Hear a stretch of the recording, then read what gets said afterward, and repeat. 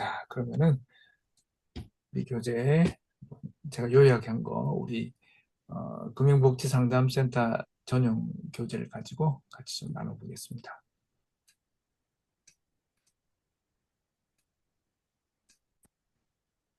네. 코어 메시지만 한 5개 정도로 이렇게 정리를 해봤어요. 첫째는 이겁니다.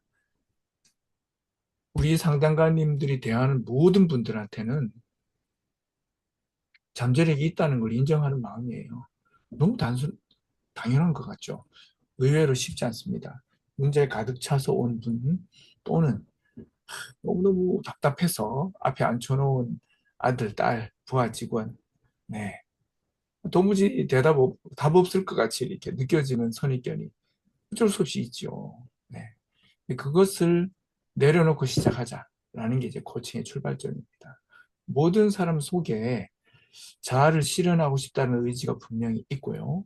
그리고 그분 삶에 펼쳐지는 문제들을 해결할 수 있는 잠재력이 있습니다. 물론 예외가 있죠. 치료가 필요한 분들도 있죠.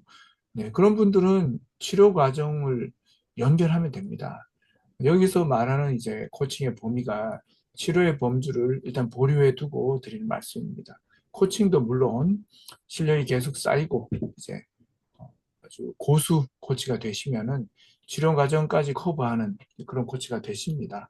그렇지만 입문 코치 또 기본적인 코칭 활동 범주에서는 치료 범주는 일단 빼고 생각한다. 그래서 그거를 일단 제외해 놓고 보시면 됩니다. 주변에 심한 우울증, 조현병, 네, 조울 이런 증상 때문에 고민하는 분들을 상상하시면서 이걸 들으시면 곤란합니다.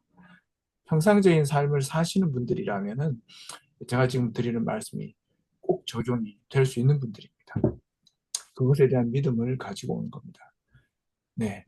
그 팁 중에 한 가지는 아주 간단한 게 있습니다. 아직을 붙이면 됩니다. 네. 나는 못해? 거기다 아직 붙이면 어떻게 될까요? 복코치님. 아직 못한다. 네. 그렇죠. 나는 못해가 나는 아직 못한다로 아직 하나만 들어가는 것만으로도 달라집니다. 네. 우리의 자녀들, 부하 직원들 못한다, 못한다를 말하는 그분께 아직자를 붙일 수 있도록 돕는 것이 왜 그렇습니까? 그분 속에는 그 문제를 해결할 수 있는 잠재력이 있다는 신뢰죠, 믿음이죠. 네, 그것을 먼저 어, 확실히, 네, 다지고 시작해야 된다는 게 바로 이 첫 번째 꼭지가 되겠습니다. 이것이 없으면 코칭이 안 된다. 왜냐? 그분이 이런 걸 갖고 있다는 걸 안 믿으니까 어떡하겠습니까? 푸시하게 되고 질책하게 되고 거기에 머물죠. 여러분, 질책과 푸시는 극단적인 경우에만 통하죠. 네, 그분의 일자리나 생명이 왔다 갔다 하는 순간에는 효과가 있습니다.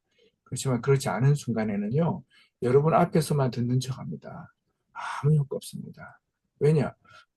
그분이 스스로 할 수 있다는 믿음을 본인도 안 갖고 있고, 코치도 안 갖고 있는데, 그게 어떻게 통합니까? 그것을 실행할 수 있는 방법이 없는데요. 변화할 수 있는 방법이 없는데요. 그죠? 네, 그래서 그것에 대한 신뢰를 반드시 확인하고 시작해야 된다. 그게 첫 번째 꼭지입니다. 자세한 팁들은 이렇게 있으니까 보시고요. 또 이 자료는 이미 우리 상담가님들한테 다 제가 드렸습니다. 네, 그래서 또 우리 상담가님들 위해서 만든 거니까 라이센스 제 겁니다. 그러니까 마음껏 이렇게 활용하셔도 좋습니다. 자, 그리고 이 두 번째, 현상학적 장이라고 어려운 말로 부르는 건데요. 각자가 다른 장 속에 존재해 있다는 걸 인정하는 건데요. 그거 쉽지 않습니다. 여러분 기억하시죠? 예전에 히트 쳤던 베스트셀러 중에 화성에서 온 남자, 금성에서 온 여자인가? 반대인가요? 네, 그런 제목이 있었죠. 네. 우리 모두가 굉장히 다른 장 위에 서 있다라는 그런 것을 인정하지 않으면 코칭이 안 된다. 다른 말로 하면 건강한 대화가 안 된다. 예를 들어서 이런 거 한번 상상해 보십시오. 현상학적 장애라는 말은 좀 어려운 말이지만 아주 쉽게 예, 예를 들어 보겠습니다. 세 명의 아이가 골목길을 가고 있습니다. 좀 상상해 보세요. 근데 저쪽 반대쪽에 못생긴 개 한 마리가 나타났어요. 이쪽으로 오고 있습니다. 그때 세 아이의 표정과 반응이 다 다르다. 어떻게 다르냐? 한 명은 너무너무 반가운 표정으로 환하게 웃으면서 그 못생긴 개를 보고 있죠. 또 한 명은 공포에 질린 표정으로 친구 뒤에 막 숨으려고 하면서 또 다가온 개를 보고 있죠. 또 한 명은 별 관심 없는 심드렁한 표정으로 그렇게 보고 있습니다. 왜 그럴까요? 고치니 왜 그럴까요? 기존에 그 강아지에 대해서 가지고 있던 뭐 경험이나 기억이 다르기 때문에 그럴 것 같습니다. 네, 정확합니다. 오늘 카메라를 오코치님만 키셔가지고 계속 질문을 받는데 아마 수업 효과는 10배라고 제가 보장할 수 있습니다. 우리 다른 코치님들 용기를 내서 카메라를 켜주시죠. 네, 어려운 질문을 안 합니다. 네. 그렇습니다. 너무 정확한 대답이셨어요. 그게 바로 현상학적 장애입니다. 어릴 때부터 강아지하고 같이 자라고 강아지는 늘, 개는 늘 나한테는 친근하고 반갑고 재미있는 존재다. 이렇게 느끼는 그런 아이가 환한 표정으로 다가가겠죠. 그리고 또 다른 친구는 걔한테 물렸어요. 어릴 때. 걔만 보면 무서워요. 물린 기억이 떠오를 수밖에 없죠. 순수입니다. 또한 친구는 뭐 별다른 뭐 경험이 없어요. 걔에 대해서. 그래서 뭐 그런가 보다 하고 이렇게 보는 거죠. 네, 바로 그런 겁니다. 똑같은 이 못생긴 개가 걸어온다. 이 상황에 대해서 이 세 명의 친구는 다른 반응을 보이죠.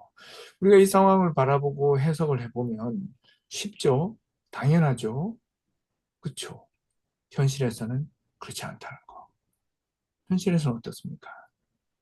나와 상대의 그 현상학적 장이 같은 장이다라고 착각하는 데서 문제가 생긴다는 것입니다. 제일 많이 실수하는 데가 어딜까요? 바로 자녀들입니다. 집에서 같은 문화권 속에서 자라니까 당연하다고 생각하죠. 그렇지 않습니다. 자녀도 부모와 기질이 다를 수 있고요. 또 바깥에서 배우는 그런 경험들이 다를 수 있습니다. 그리고 부모에게는 자녀들이 경험하지 못한 그런 것들이 있습니다. 다를 수밖에 없죠. 예를 들어서 부모에게 개한테 물린 경험이 있다면 그 경험이 없는 자녀한테는 동일한 메시지로 전달이 안 되는 거죠. 그렇죠? 네. 그런 다른 장애 존재했다라는 사실을 인식하는 거 너무 중요합니다. 그것을 인식하지 않기 때문에 어떤 실수를 하느냐면 아래쪽에 보시듯이 우리가 했던 좀 신통찮은 방법들 솔직히 알잖아요. 하긴 했는데 그게 최선이라고 확신할 수는 없어요. 그런데도 그걸 하라고 그래요. 또 어떤 거 있습니까? 그거 했으면 괜찮았을 것 같은데 내가 못 해보겠죠. 그거 하라고 그럽니다. 그거 했으면 괜찮았을 것 같기 때문에 사실은 확인해 본 적이 없습니다. 그런데도 우리 자녀한테는 부하 직원한테는 하라고 그러죠. 그거 했으면 괜찮았을 것 같다는 생각이 있으니까. 그리고 실제로 내가 해보고 유용했던 방법도 있습니다. 네. 그 방법을 이거 해보니까 괜찮았으니까 너 해봐. 이렇게 해야 돼. 이런 식으로 얘기합니다. 그게 바로 코칭하고 반대 자리에 있는 방식이죠. 네, 새 코치님 반갑습니다. 그죠? 그게 상대의 현상학적 장을 인정하지 않는 태도, 코칭적인 태도하고는 반대 자리에 있는 거죠. 자녀들한테, 부하 직원들한테 끊임없이 우리는 그런 방식으로 요청하고 주입하려고 합니다. 마치 그런 것 같습니다. 그런 거와 비슷합니다. 내가 로또를 샀는데 지난주에 네, 10만 원짜리 당첨이 됐어요. 오, 로또 번호를 적어서 후배한테 주면서 이 번호로 써. 너도 될 거야. 이거 같은 겁니다. 당첨될까요? 안 되죠. 오, 분명히 됐는데 네, 지난주 로또입니다. 그런 정도로 다른 장애에 속해 있다는 것을 인정해야 됩니다. 내가 주는 방법과 조언들이 지난주 로또 같이 될 수 있다는 것을 인정해야 됩니다. 그래야 어떻게 됩니까? 겸손하게 말할 수 있습니다. 내가 해보니까 이 방법 꽤 괜찮았는데 참고해봐. 참고해봐. 그런 마인드입니다. 그런 태도입니다. 그런 방식으로 조언을 살짝 하는 거는 괜찮습니다. 근데 우리는 그런 식으로 안 하죠. 이거야, 이거, 일로 고. 이렇게 하는 거죠. 네. 그러다 보니 하는 신용만 합니다. 상대방은. 또 맞지 않았다고 생각되잖아요. 다음에 내가 또 하는 말에 대해서 더 무시합니다. 해보니까 안 됐거든요. 내가 해서 성공했던 그 방법 속에는 나의 정말 수많은 세월의 무게와 나의 숙련과 나의 경험이 녹아있는 방법들이에요. 그래서 나는 됐죠. 안 된다니까요. 여러분, 강연을 좋아하십니다. 지금도 강의가 아니라 강연식으로 그냥 웃다 울다 끝낼 수도 있지만 이건 강의죠. 많은 강연들이 들을 땐 되게 재밌고 웃다 울다 하는데 끝나고 나면 안 남는 이유가 뭔지 아십니까? 그분의 경험을 내 것으로 내재화하지 못했기 때문입니다. 그분과 나는 현상학적 장이 다른 것입니다. 그분의 말솜씨에 의해서 잠시 그 사람의 현상학적 장으로 내가 슬그머니 들어가서 그걸 듣게 되는 겁니다. 효과 있는 것 같죠? 마치고 난 뒤에 내 장으로 돌아오면 말짱 다 씻기는 거죠. 잠시 힐링되는 콘서트를 참석했다. 이렇게 되는 겁니다. 그래서 어쩌면 그런 토크 콘서트를 토크 콘서트라고 부르는 것은 굉장히 솔직한 표현이다. 그렇게 생각합니다. 여러분, 그것을 내 장으로 가지고 와서 참고해서 나의 솔루션을 만들지 않으면 말짱꽝이다. 이런 거죠. 저는 이번 과정을 통해서 강연이 아니라 강의를 하고자 합니다. 우리 코치님들이 적용할 수 있는 원칙들을 소개하는 거죠. 네. 그것을 직접 적용해 보시고 실험해 보시고 나의 솔루션으로 장착할 때 도약이 일어나게 됩니다. 현상학적 장. 이것이 다른 말로 하면 상대방의 개성에 대한 존중, 그리고 나의 경험에 대한 겸손입니다. 캐치하셨죠? 각자의 답이 다르다. 내 답, 네 답이 살짝만 겹쳐져 있죠. 기억하십시오. 세 번째입니다. 코칭이라는 과정은 첫 번째 봤던 그런 잠재력과 해답을 가진 존재라는 걸 인정하는 게 1번 꼭지였죠. 그것을 그냥 인정만 하고 끝내는 게 아니라 현실화할 수 있도록 도와드리는 과정입니다. 지난번 시간에 우리 배웠죠. 목표. 어떻게 했습니까? 고객이 관심 있는 주제가 있죠. 뱃살이 출렁해서 살을 좀 빼고 싶습니다. 다이어트 하고 싶습니다. 이런 식으로 본인의, 김코치님, 반갑습니다. 네, 본인의 주제, 관심사를 가지고 왔죠. 그것을 목표로 어떻게 바꾼다고 했죠? 기억나십니까? 최봉석 코치님, 기억나십니까? 주제와 목표의 차이. 기억이 안 나는데. 죄송. 감사합니다. 솔직한 답변. 네. 그래서 제가 또 설명드릴 기회가 생기네요. 주제와 목표의 차이는 아주 쉽습니다. 그게 이루어졌나, 안 이루어졌나. 알 수 있으면은 목표. 알 수 없는 모호한 상태에 있으면 주제입니다. 예를 들어서, 다이어트 하고 싶어요. 이건 주제죠. 근데 올해 이제 3개월 남았는데, 3개월 만에 3kg 빼고 싶습니다. 어떻습니까? 12월 31일 날 3kg가 빠졌는지 안 빠졌는지 알 수 있겠죠. 그죠? 목표로 바뀐 거죠. 주제가 목표로 바뀐 겁니다. 여러분에게 모호한 주제를 가지고 오는 상대방에게 그걸 목표로 바꾸어주는 대화를 나누는 거. 이게 바로 잠재력을 현실화하는 방법 중에 하나입니다. 네. 쉽습니다. 네, 다이어트를 하고 싶다고? 몇 킬로나 빼고 싶은데 언제까지? 이런 질문입니다. 올해 말까지 한 3kg 빼야 되겠습니다.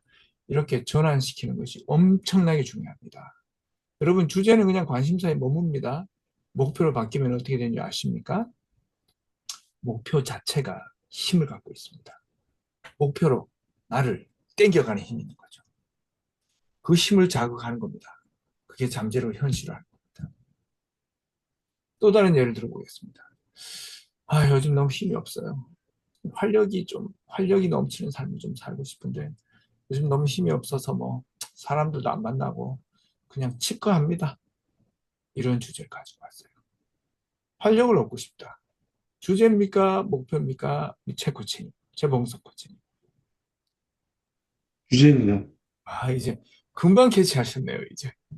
그렇죠? 주제죠. 네, 활력이 얻어졌는지 안 얻어졌는지 구분이 안 되니까요. 그걸 대화를 통해서 구체화하는 겁니다. 네, 활력. 물론 활력에 대한 구체적인 대화를 나눠야겠죠. 활력이 어떤 의미인지, 왜 활력을 생각하시게 되셨는지, 상황과 의미들을 대화를 하는 거죠. 그 다음에 이제 활력에 대한 목표를 세워야죠. 활력, 정말 슈퍼맨처럼 붕붕 날아다니는 수준을 10점 이상적인 수준이라면 한 몇 점 정도 활력이 생기면 만족하시겠습니까? 질문이죠. 8점 정도 활력을 얻으면 좋겠습니다. 충분할까요? 충분하지 않습니다. 8점은 비유에 불과하니까요. 그럼 물어야죠. 8점 정도 활력을 얻는다는 게 어떤 상태입니까? 질문해야죠. 질문하고 나면 상대가 고민합니다. 그리고 지금 제가 활력이 너무 없어서 치과하고 있다고 그랬죠. 동창회든 뭐 회식이든 일체 사람 만나러 안 갑니다. 그런데 사회생활이 안 되는 것 같아요.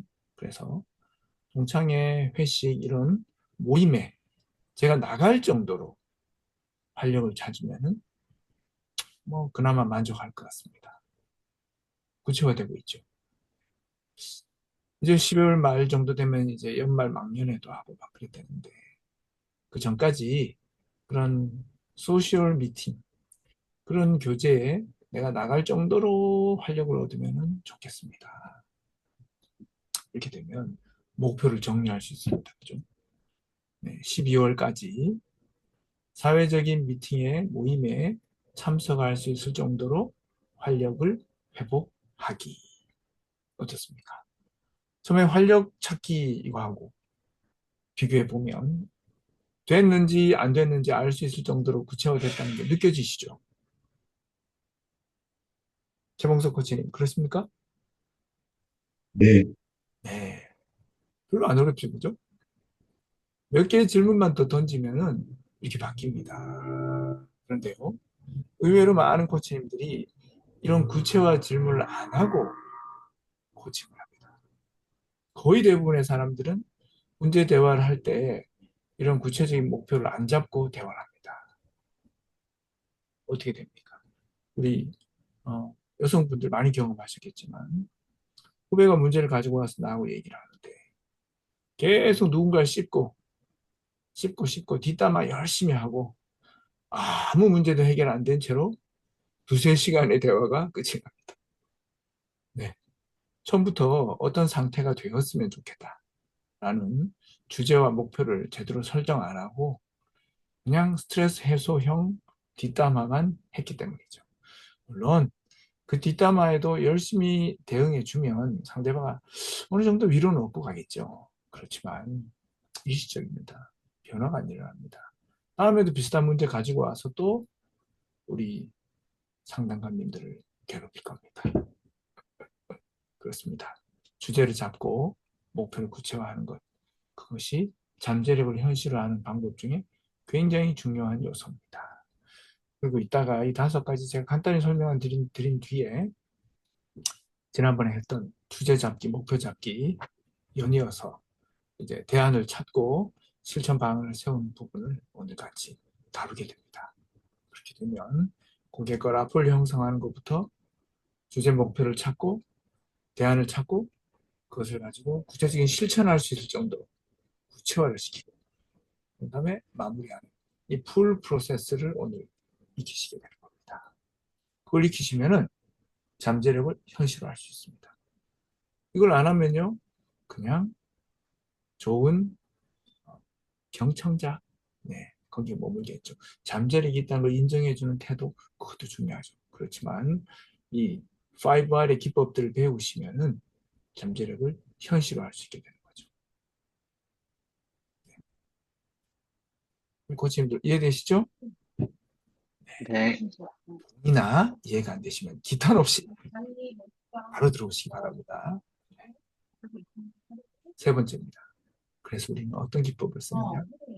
5R이라는 프로세스 가운데 어떤 테크닉으로 그것을 지탱해내느냐? 질문과 경청과 피드백. 이 세 가지가 핵심 요소입니다. 코칭에는 굉장히 여러 뭐랄까요? 사조가 있습니다. 우리 중국 무술, 태극권, 팔괘장, 네, 여러 가지 있죠. 절권도 여러 가지 있죠. 여러 문파가 있습니다. 코칭도 그래요. 여러 문파가 있습니다. 저희 문파는 5R이라는 기법을 내세우는 문파죠. 네. 여러 문파가 다양한 프레임으로 이렇게 그로우라는 거 들어보셨을 거예요. 그로우라는 것도 또 문파입니다. 그죠?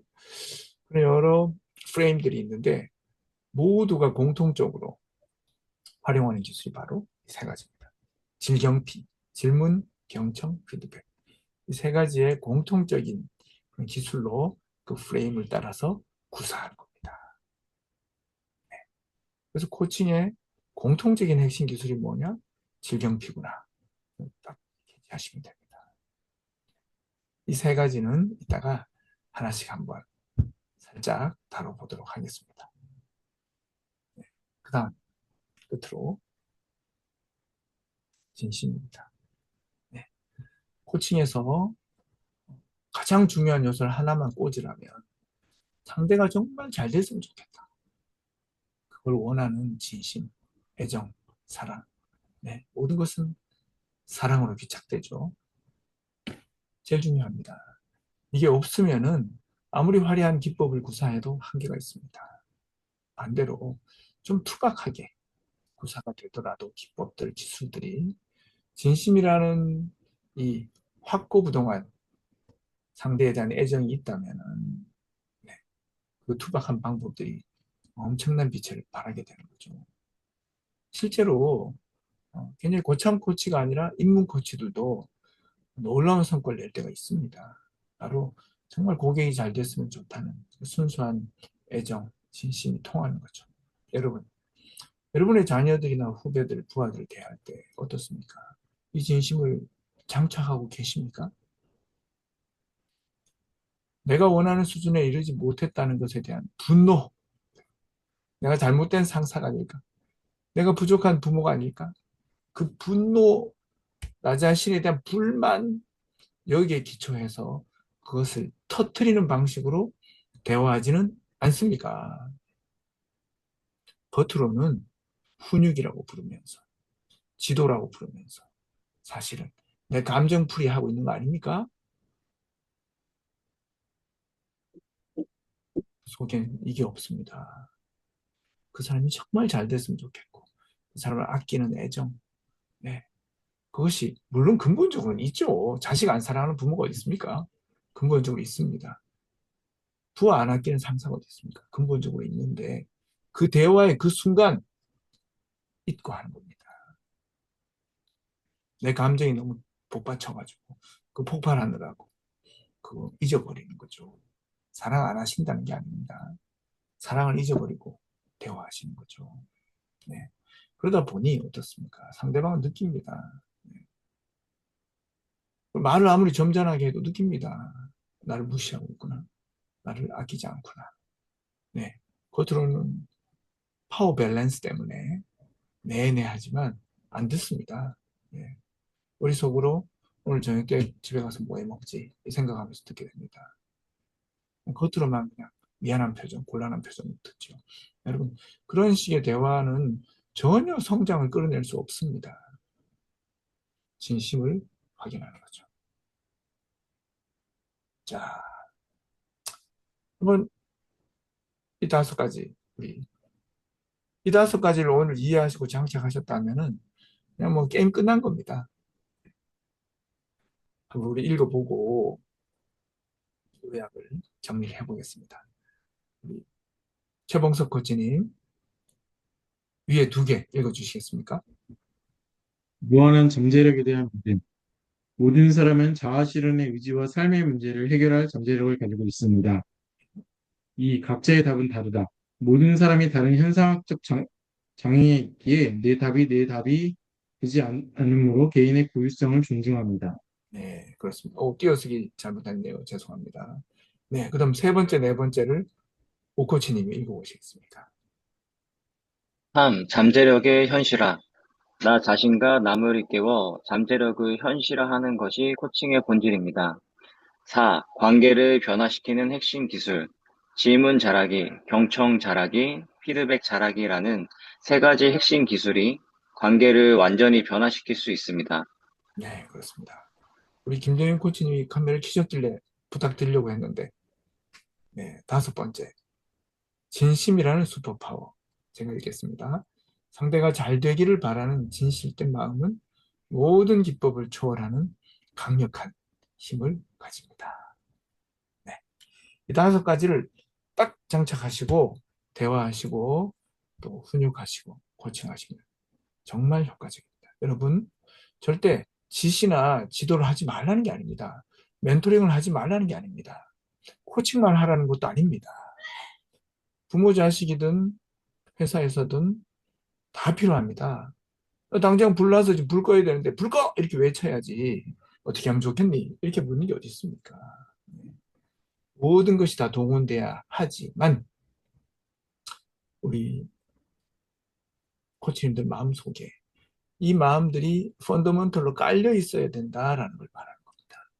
이 마음이 장착되고 이 마음이 기반이 딱 받쳐준 상태에서 코칭도 하고 멘토링도 하고 때에 따라서 다이렉트 오더, 지시도 하고 훈육도 하고 이렇게 하시면 그런 하이브리드 형태의 대화, 네, 가장 좋은 성과를 발휘할 수가 있습니다. 그래서 어떤 상황이든 이것을 기억하시고 적용하시는 모든 코치님들 되시기를 강력히 권하고 싶습니다.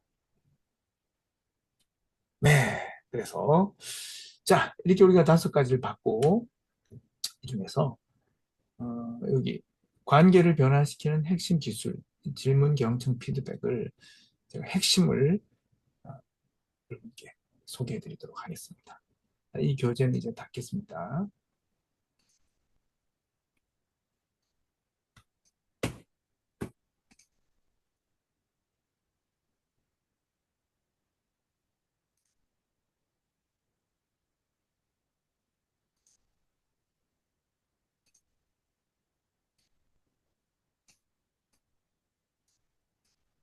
네. 자, 코칭 스킬 부분입니다. 명중하는 질문을 하자. 넘어가겠습니다. 강력한 질문을 하자. 그렇습니다. 가능성, 방법을 찾게 하는 강력한 질문을 통해서 바로 아까 우리 같이 나눴죠. 고객의 상대의 잠재력을 현실화한다. 거죠. 네, 이 책이 질문에 대한 명저입니다. 참고하시고요. 자, 질문은 어떤 효과가 있는지를 나열했습니다. 뭐 하나하나 읽지는 않겠습니다. 마음을 열게 하는 것부터 희망을 주는 것까지 강력한 효과가 있다라는 거죠. 영상을 하나 보시겠습니다. 혹시 소리가 안 들리면 저한테 즉시 말씀해 주십시오. 부인께서는 잘 계시죠? 그렇소.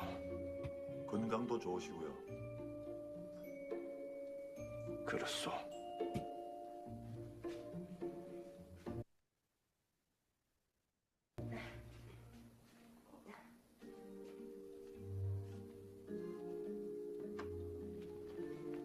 냉방은 뭐 선풍기나 산바람 그런 걸로 하십니까? 그렇소. 그래도 괜찮습니까? 그렇소. 혹시 저나 우리 부부에 대해서 궁금한 거 없으십니까? 없소. 그 순간 난 그의 단답형 대화법을 무너뜨리는 방식으로 그에게 당혹감을 남기고 싶었다.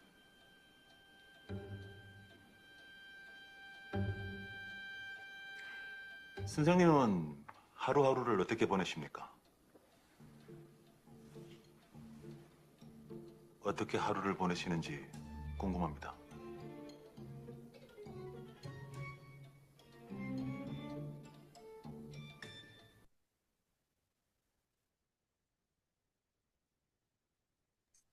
네, 블랙 코미디 한 장면이었는데 지금 이 장면에서는 당혹감을 안기기 위해서 질문을 했지만 우린 그렇지 않습니다. 상대방의 잠재력을 끌어내기 위해서 다른 형태로 질문하는 거죠. 방금 그렇소, 아니요, 아니요라고밖에 대답할 수 없는 그런 질문. 그게 뭐 닫힌 질문, 특정 질문 이런 거죠. 네. 그런 질문을 하는 것이 우리한테는 상당히 익숙해져 있습니다. 그것을 열린 질문으로, 확대 질문으로 바꾸는 것이 바로 코칭의 기술입니다. 글자 가리면 저한테 말씀해 주십시오. 네. 우리가 많이 하던 과거의 이제 질문 방식은 지나간 일에 초점을 맞추는 것.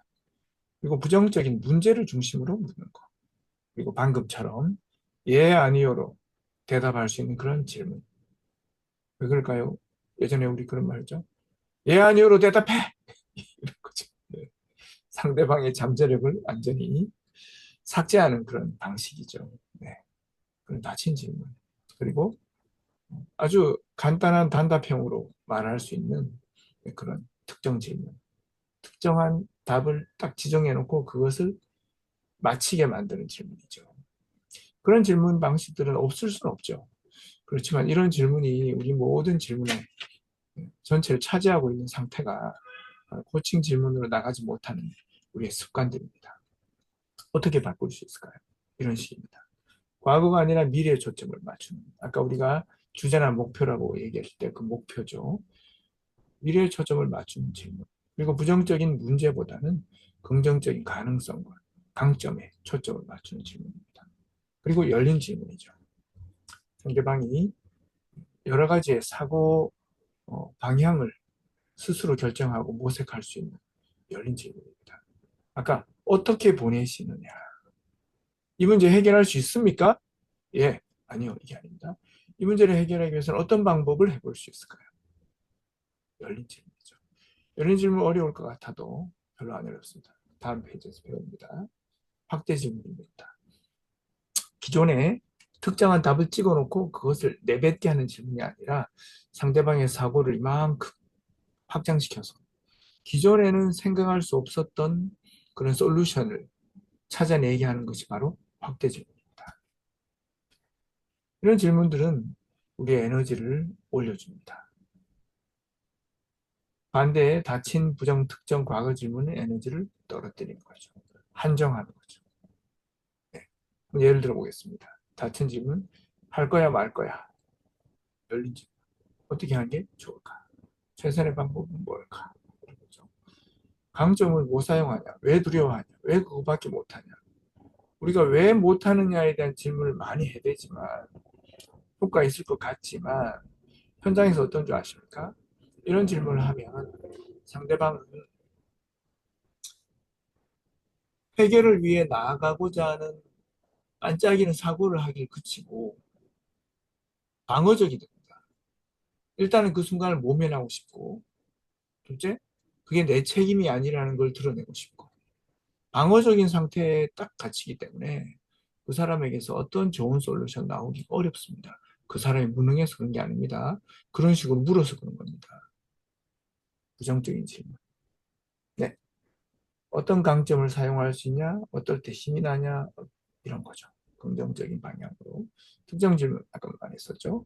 자, 확대로 하는 질문에는 열린 애도 뭐 있지만, 어떻게라는 단어만 넣으면 확대 질문으로 바뀌는 경우가 많습니다. 할 거야, 말 거야? 이런 질문과 어떻게 하겠습니까? 이 질문과 완전히 판이 난 차이죠. 어떻게라는 단어 하나 들어갔을 뿐입니다. 아까 우리가 아직이라는 단어만 넣었을 때 확 바뀐 것처럼 어떻게 넣을 때 확 바뀝니다. 왜를 자꾸 묻는데 네, 방어하게 되죠. 어떻게 묻는 겁니다. 그러면 상대방은 방법을 찾게 되는 거죠. 추궁이 아니라 의논이 되는 거죠. 의논한다고 불러놓고 추궁하다가 시간 다 보내지 않습니까? 네, 의논하려면 확대 질문해야 되고, 확대 질문하려면 어떻게 하라는 걸 붙이는 겁니다. 그 외에 확대 질문은 굉장히 다양합니다. 지금의 상황을 돌파하는 질문, 강력한 확대 질문. 어떤 게 있냐면요. 대리인 부서원인데 같이 문제 해결을 위한 의논을 하고 있어요. 이럴 때 만약에 자네가 팀장이라면 어떻게 해볼 수 있을까? 팀장 권한을 받았어. 어떤 방법을 한번 시도해 볼 거야. 그러면 기존에 생각하던 틀을 깨면서 기존에 생각이 안 났던 아이디어가 떠오르기 시작하는 거죠. 팀장이라면 이런 거 저런 거 이런 거 저런 걸 해볼 수 있겠죠. 네. 만약 여러분이 팀장이라면 그것을 같이 해볼 수 있을 거고, 만약 아니라면 그러면 그 방법 중에 조금이라도 해볼 수 있는 게 뭐가 있을까? 이런 식으로 현실과 이렇게 접촉을 시켜주게 되는 겁니다. 박대수. 또는 이런 것도 있습니다. 만약에 당신이 이미 그 문제를 완전히 해결해서, 아까 그 다이어트로 할까요? 다이어트 성공해서 날씬한 몸으로 자신감 있는 삶을 살고 있는 1년 뒤에 당신이 오늘의 당신에게 팁을, 격려와 팁을 준다면 어떤 걸 줄 수 있을까요? 이런 게 확대 질문이죠. 지금의 다이어트 문제로 고민하고 있는 나를 잠시 벗어나게 해주는 거죠. 이렇게 함으로써 사고가 깨지면서 새로운 생각을 합니다. 그리고요, 여러분, 아버지들하고 코칭을 할 때 효과 있는 방법이 아버지 입장을 상기시켜 드리는 거였습니다. 예를 들자면 퇴직을 앞두고 여러 가지 진로 고민을 하고 있는 이런 상담을 하고 있을 때 그 고민을 하는 이유나 장애나 이런 대화들을 좀 하게 되죠. 그때 할 수 있는 질문 중에 이런 게 있습니다. 만약에 지금 아드님이 아까 이제 라포 때 이미 아들이 이제 대학 졸업반이다 이런 얘기 입니다 나눴어요. 네. 네, 대학 졸업반인 아드님이 사회에 진출하는 이 진로를 앞두고 과연 내가 뭘 잘하는지도 잘 모르겠고 고민된다. 고객의 고민이 그거였으니까요. 내가 뭘 좋아하는지 뭘 잘하는지 도무지 모르겠다. 그런 고민을 가지고 아버지께 왔어요. 그렇게 말하면서 조언을 아버지께 구한다면 어떤 조언을 해주시겠습니까? 이런 질문. 별거 아닌 것 같죠? 의외로 굉장히 효과 있습니다. 이분이 내가 이 사회 이제 또 퇴직하고 이막 앞두고 내가 뭘 좋아하는지 뭘 잘하는지 모르겠어요.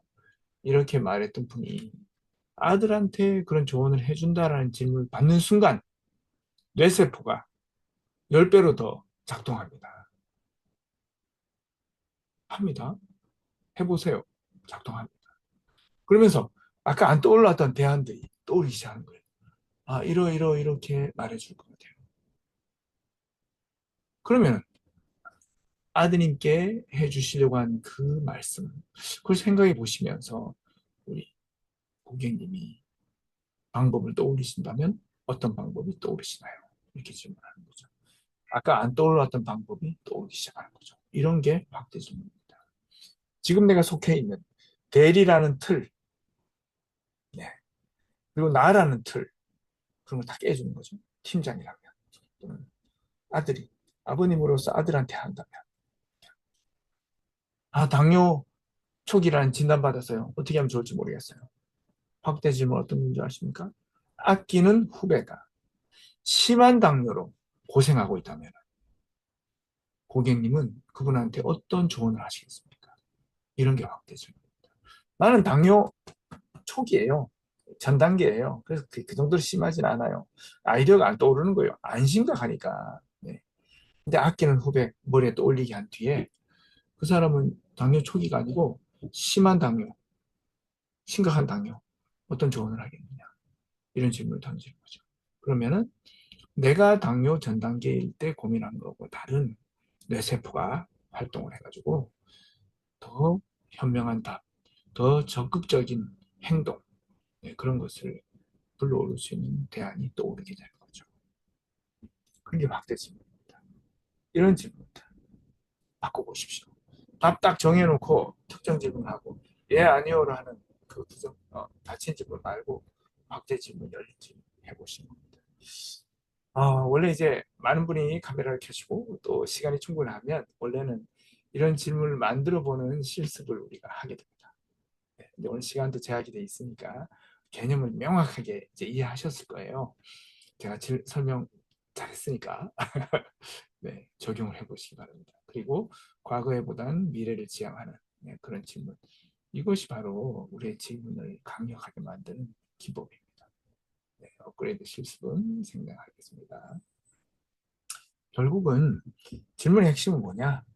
상대방에 대한 호기심인데 뭐에 대한 호기심이냐?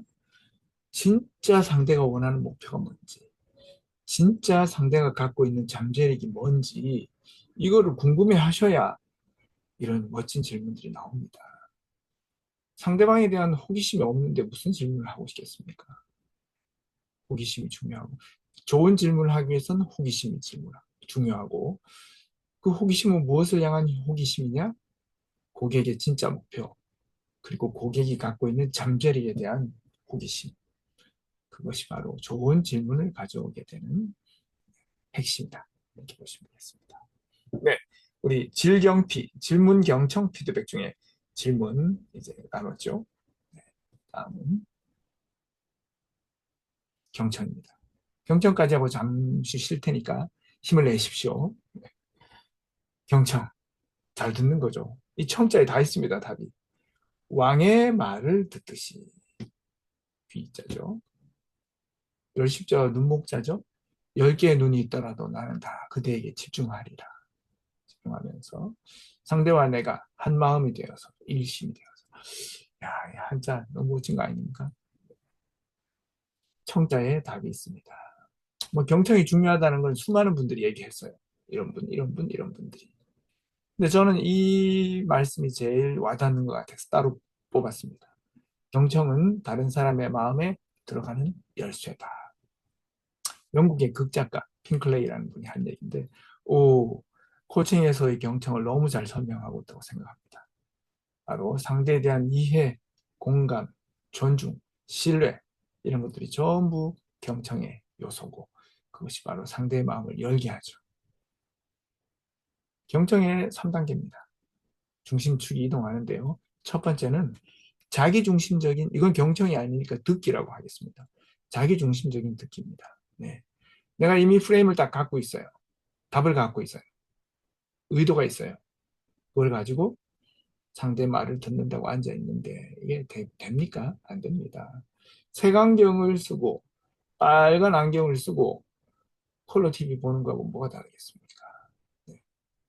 그렇죠? 내 프레임에 의해서 컨버팅 돼가지고 나한테 들어오니 상대방의 핵심, 상대방의 진실 나한테 들어올 리가 만무하죠. 이게 바로 자기중심적인 듣기죠. 의외로 우리는 실제 상황에서 이런 듣는 태도가 많다. 뭐 더 이상 얘기 안 해도 떠오르실 거예요. 자, 그럼 어떻게 바꿔야 되느냐? 상대 중심으로. 중심을 상대로 바꿔야죠. 포커스. 내가 아니고 상대. 상대한테 집중해서 상대에게 맞춰서 듣는 것이 바로 상대 중심적인 경청입니다. 여기서 끝날 수도 있습니다. 그렇지만 우리는 한 단계 더 요청합니다. 무엇입니까? 상대 안으로 들어가는 인유의 경청입니다. 우린 다른 말로 4F 경청이라고 합니다. 상대 속까지 들어가는 경청 어떤 건지 보여드리겠습니다. 영어로 하면 뭐 대충 이 정도가 되겠습니다. 네, 자기중심적인 경청은 뭐 너무 길게 설명 안 해도 됩니다. 미리 판단하고 딴청 피고 제일 자주 하는 거 말 자르고 충고하는 거죠. 네. 자, 그런데 상대중심 경청은 이런 겁니다. 시선과 맞장구, 몸짓, 표정, 목소리를 통해서 상대에게 초점을 맞춘 경청입니다. 꾸뇨, 이 말 들어보셨죠? 네, 꾸뇨. 이 말만 많이 해도 상대 중심 경청이 됩니다. 오, 그렇군요. 네, 그랬군요. 그렇네, 그렇군요. 맞장구 치는 거죠. 그리고 몸짓, 표정. 그 요소를 보면 이렇습니다. 상대하고 아이 컨택 하는 거. 아이 컨택 쉽지 않죠. 눈을 부릅뜨고 눈을 바라보면 상대가 무서워할 수도 있죠. 부드러운 시선을 하는 팁 하나 알려드리겠습니다. 상대의 눈밑 살 있죠, 여기? 제 안경으로 따지면 한 이 정도 되겠네요. 이 정도를 보시면 됩니다. 너무 눈동자를 똑바로 쳐다보기가 좀 부담스럽지 않습니까? 그죠? 이 정도를 보시고 하면 상대방 입장에서는 눈을 부드럽게 보는 것처럼 보입니다. 그래서 눈밑살 정도 보시면서 또 상대하고 서로 맞춰주는 겁니다. 얘기할 때 상대방이 몸을 앞으로 딱 다가설 때 나도 좀 당겨주죠. 뒤로 이렇게 밀칠 때 나도 좀 여유를 주는 거죠, 공간. 상대하고 거울이 돼줘서 맞춰주는 거죠. 음조도 맞추는 겁니다. 코칭적인 대화를 하실 때 상대가 되게 목소리가 빠르고 활기찰 때 내가 너무 다운되고 느린 목소리로 하면 에너지가 올라가겠습니까? 네. 상대한테 맞춰서 조금 나도 평소에 나는 그렇지 않은 목소리지만 목소리를 조금 높여주시고 조금 빨리 해주시는 거죠. 내 목소리하고 틀려서 힘들다고요? 네. 한 10분만 하면 됩니다. 1시간 대화를 할 때 1시간 내내 그렇게 못해도 괜찮습니다. 한 10분 정도만 상대와 페이싱을 해서 어조와 높이를 맞춰주시면 상대가 익숙해지고 그러면 조금씩 내 목소리 톤으로 돌아와도 괜찮습니다. 그리고 요약 반응하는 거죠. 상대가 이건 피드백에서 우리가 많이 하는 거고 또 다르겠습니다. 그리고 제일 중요한데 제일 안 되는 게 이제 침묵입니다. 경청에 되게 중요한 요소는 침묵인데 상대가 말을 빨리 안 하면 내가 무슨 질문을 던졌는데 빨리 대답을 안 하면 내가 뭔가 질문을 잘못했나 하는 생각을 하십니다. 그래서 그럼 이렇게 물어볼게요. 그러면서 다르게 묻습니다. 어렵나요? 그럼 이렇게 다시 여쭤볼게요. 이런 식으로 2차, 3차 질문을 속사포처럼 이어간다는 거죠. 그리고 고객이 말 떨어지기가 무섭게 그 다음 질문을 하는 거. 마찬가지입니다. 주로 왜 그러는 줄 아십니까? 긴장하니까 그렇습니다. 그리고 내가 무슨 질문을 해야 되나 이걸 계속 고민하다 보니까 그렇습니다. 틈을 안 주죠. 고객 말 떨어지기 무섭게 질문을 붙이면 취조받는 것 같습니다. 약간의 틈을 주시라는 것이고 또 고객이 빨리 대답을 안 하면 잠시 기다리세요. 주로 상대방이 내 말을 못 알아들어서 빨리 대답 안 하는 게 아니라 사실은 생각하고 있을 때가 더 많습니다. 생각할 시간을 주시라는 거죠. 그래서 고객이 또 상대가 잠시 말 안 할 때 그냥 편하게 기다려 주십시오. 아이가 부하 직원이 말 안 할 때 속에서 뭔가 파도가 일어나고 있는 순간일 겁니다. 기다려 주십시오. 그리고 이어가는 거죠. 물론 너무 그 침묵이 길어질 때는 도와드려야겠죠. 근데 그게 불과 여러분 해보시면 아시겠지만 10초도 못 참습니다. 5초도 못 참습니다. 3초 참기도 어렵습니다. 실제 대화에서는. 침묵하고 기다려주는 거. 이런 게 잘 되면 상대방 중심으로 경청하는 것입니다. 자, 이제 그러면 상대방 속으로 한번 들어가 보겠습니다. 목욕탕에서. 여러분, 아파트에 목욕탕 딸려있는 곳 요즘 많잖아요. 네, 거기 이제 아들하고 같이 아빠가 목욕하러 갑니다. 근데 아파트에 딸린 목욕탕에는 수건을 안 주잖아요. 주는 데도 있나요? 주는데 손 들어보세요. 다른 데는 주는데 아파트에 딸린 목욕탕은 잘 안 주죠. 그래서 이제 수건을 챙겨가야 되는데 깜빡하고 안 챙겨간 거죠. 그래서 아들이 그럽니다. 아빠, 수건 한 장만 넣으면 어떡해? 내가 넣어왔잖아. 2장을 보이면서 이렇게 말하는 거죠. 그때 아빠가 이렇게 대답합니다. 아니, 둘이서 같이 닦으면 되지 뭐 부자지간인데 세탁기도 아낄 겸 이렇게 대답을 합니다. 네, 이런 대화 재미없는 대화죠. 네, 말다툼으로 이어질 수 있는 대화죠. 사실 아들이 수건 한 장만 넣으면 어떻게 내가 넣어왔잖아 라고 2장을 내밀 때 아들은 무슨 말 하고 싶은 걸까요? 최봉석 코치님.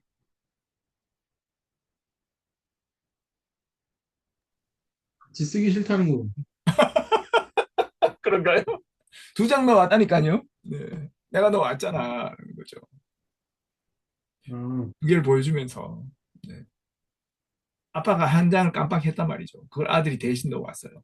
그래서 이렇게 말한 거예요. 내가 넣어왔잖아. 무슨 의미일까요? 무슨 마음일까요? 진짜 아빠를 질책하고 싶었을까요? 한 장 넣어오는 걸 까먹은 아빠를 꾸중하고 싶었을까요, 아들이? 그런 것 같은데요? 그러니까 말다툼이 되는 겁니다. 그러니까 이렇게 말이 나가죠. 네. 여러분, 이 상황은 실제 상황입니다. 네. 우리 아들과 제가 목욕탕을 갔을 때 저도 이렇게 얘기했습니다. 최봉석 코치님하고 똑같은 생각이. 아, 내가 지금 꾸중 듣는 거 아니야? 이런 생각이 들어서 이렇게 얘기했죠. 그런데 아빠 꾸중하고 싶었겠습니까? 사실 아들은 이 말하고 싶은 겁니다. 한 장 더 챙겨온 자기 센스를 알아달라는 얘기죠. 근데 이렇게 대답하시면 되죠. 오, 센스쟁이, 우리 멋진 아들. 네. 이렇게 얘기했으면 하하호호 즐겁게 끝났을 대화인데 네. 마치 아들한테 꾸중 듣고 말다툼하는 것처럼 전개가 될 수 있는 것은 바로 3단계 인유 상대방 내면의 소리를 듣지 않기 때문에 그렇습니다. 이것만 해도 강연 뉘앙스를 강의 알아야 돼. 네 뉘앙스를 알아야지. 뉘앙스가 내가 너 왔잖아! 막 짜증내면은 진짜 짜증난 거고. 그렇죠. 우리는 네. 뉘앙스를 듣고 그렇게 판단하는 게 기본적인 프레임인데요. 여러분 안 그렇다니까요. 뉘앙스를 듣는 건 2단계의 경청 수준입니다. 진화해야 된다니까요. 3단계 경청 수준은 뉘앙스를 초월합니다. 내면으로 들어가는 겁니다. 예를 들어서 여러분, 딸이 저녁 때 늦게 들어왔어요. 11시에. 엄마 마음은 어떻습니까? 이 늦은 시간에 다니다가 뭔 사고가 일어날 수도 있고 걱정되잖아요. 근데 어떻게 얘기하는지 아세요? 아, 인연이 미쳤나? 지금 시간이 몇 시야? 지금 들어오고 그래. 이게 엄마가 말했죠. 네. 엄마 마음은 진짜 딸이 미쳤다고 생각한다든지 딸을 꾸중해서 기를 죽이겠다든지 이런 마음이 아닙니다. 딸이 늦기 때문에 걱정된다는 딸을 염려하는 마음이죠. 엄마 말의 뉘앙스는 여전히 꾸중입니다. 그렇지만 딸이 만약 경청이라는 걸 공부했다면 엄마 마음속에 진짜 하고 싶은 말은 뭘까? 이 생각을 할 수 있죠. 엄마는 나를 걱정하는 거죠. 그러면 아까 그 엄마 말에 대해서 경청을 안 배운 딸이라면 미치기 뭐가 미쳐? 지금 내가 나이가 몇인데 늦게 들어도 말도 뭔 상관이야? 이렇게 대답을 했을 것을 경청을 공부한 딸은 엄마의 염려라는 걸 캐치하기 때문에 걱정했구나 엄마 미안해 다음에 내가 늦을 때 연락할게 미리 이렇게 한마디 하면 훈훈한 대화로 끝난다는 거죠. 근데 어떻습니까? 그렇게 경청이 안 되기 때문에 뉘앙스만으로 판단하기 때문에 다툼으로 가는 거죠. 근데 한 걸음 더 나가서 얘기가 나왔으니 처음부터 엄마가 다르게 말할 수도 있죠. 경청할 필요도 없을 정도로 말할 수도 있습니다. 어떻게 말하는 거죠? 속에서 있는 솔직한 감정과 바램을 있는 대로 말하면 됩니다. 미쳤냐? 지금 시간이 몇 시인데 지금 기어 들어오냐? 이 말 속에 담겨 있는 엄마의 마음이 있잖아요. 난 네가 늦으면 걱정돼. 최근에 흉흉한 사건도 많고 한데. 뭐 사회생활 하다 보면 늦을 수도 있지만 그래도 최소한 전화라도 연락이라도 했으면 좋겠다. 이게 엄마 마음속에 있는 마음이란 말이죠. 그러면은 그 말을 그대로 하면 됩니다. 그 말을 그대로 하지 않고 짜증으로 바꿔서 꾸중이라는 형태로 말하기 때문에 효과는 효과대로 없고 싸움은 싸움대로 나고 엄마 마음은 전달이 안 됩니다. 물론 딸이 오늘 교육 이런 거 받아서 경청을 할 줄 알면 모르겠지만 네. 그래서 그런 말 하면 되죠. 엄마는 네가 안 오니까 마음이 불안하고 걱정돼서 안절부절하게 된다. 그러니까 늦을 때는 꼭 연락해 주면 안 되겠냐? 이렇게 말하면 될 거를. 그죠? 네. 그건 비폭력 대화라는 주제로 코스가 아예 별도로 하나 있을 수 있을 정도로 있을 정도로 큰 주제죠. 이런 것을 비폭력 대화라는 책을 통해서 익히시면 됩니다. 네, 다시 돌아와서 그 일부만 가지고 온 얘기고요. 그래서 그 마음속을 경청하는 마음이 바로 이 3단계의 참경청, 4F 경청이라고 아까 말씀드렸죠. 상대방의 팩트를 그대로 보는 거. 지각하는 직원, 일주일에 2번 지각했어요. 네, 어떻게 말합니까? 김대리, 너무 게으른 거 아니야? 맨날 지각하네? 이렇게 말이 나가잖아요. 네. 팩트는 그게 아니죠. 게을러서 그런지 뭐해서 그런지 모르죠. 다른 사정이 있는지. 팩트는 이번 주에 2번 지각했습니다. 이거예요. 김대리 이번 주에 2번 지각했는데 이렇게 시작해야죠. 당신 왜 이렇게 게을러? 맨날 지각하네. 이렇게 들어가면 시작부터 마음 문 닫기 시작하는 거죠. 이번 주에 2번 지각했는데 혹시 내가 모르는 무슨 사정 같은 게 있는가? 이렇게 물으면 될 걸 말이죠.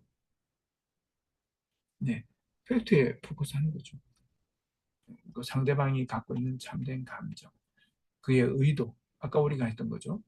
아빠한테 칭찬 듣고 싶은 그 감정. 네. 그리고 자기가 센스 있게 가져왔다는 수건 한 장 더 가져왔다는 걸 인정받고 싶은 그 의도. 듣는 거죠. 그리고 나아가서 고객이 상대가 갖고 있는 탁월성, 잠재력을 찾아내는 그런 경청. 네. 고객이 말을 하는데 그 속에 뭔가 있는 잠재력 숨어 있습니다. 그냥 코칭을 하다 보면 힘들고 진짜 아무것도 하기 싫고 진짜 바닥이에요 이렇게 말하지만 코칭 자리에 온 것만 해도 그분에게는 의지가 있다는 거거든요. 네, 그렇게 힘든 여러 상황에도 불구하고 이곳까지 오셨다는 것 자체가 박수 보내고 싶습니다. 네, 그렇게 시작할 수 있죠. 문제를 해결하고자 하는 의지와 잠재력이 있는 겁니다. 그것을 듣는, 그것을 볼 줄 아는 그런 게 바로 진정한 3단계 경청이라는 거죠. 네, 경청의 방해 요인, 뭐 이런 거죠. 선입견 등등등. 네, 경청의 핵심은 그겁니다. 상대방을 존중하는 마음이죠. 자, 이건 뭐 넘어가겠습니다. 예전에 그 조금 연식이 되신 분은 알 거예요. 모모, 굉장히 히트친 소설이고 노래도 있었죠. 모모는 철부지 뭐 이런. 모모의 특기가 바로 경청이었죠. 엄청난 그 전문 지식을 전개하지 않아도 듣는 것만으로도 많은 사람에게 영향을 주는 모모를 기억하시면 경청이 떠오르실 겁니다. 네, 우리 숨가쁘게 이렇게 달려왔는데 잠깐 한 10분 정도 휴식을 취하고 다시 모여서 코칭 기술, 질문, 경청, 피드백 중에 남은 피드백을 좀 다루고 우리 지난 시간에 우리 5R의 앞부분을 했는데 뒷부분을 같이 다루면서 실제로 고객의 잠재력을 끌어내는 대화를 어떻게 해야 될지 같이 계속 나눠보도록 하겠습니다. 네, 우리가 그래서 질문, 경청, 피드백 아까 우리가 봤던 요약에서 핵심 기술 3가지 질문, 경청, 피드백 이 중에 질문, 경청을 우리가 잠깐 다뤘고요. 피드백 부분입니다. 질문하고 들었으면은 이제 피드백을 줘야죠. 피드백을 주는데 어떻게 줄 것이냐 하는 부분입니다.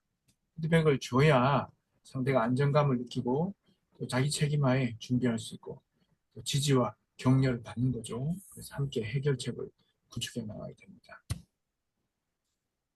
피드백은 어떻게 해야 되느냐라는 거죠.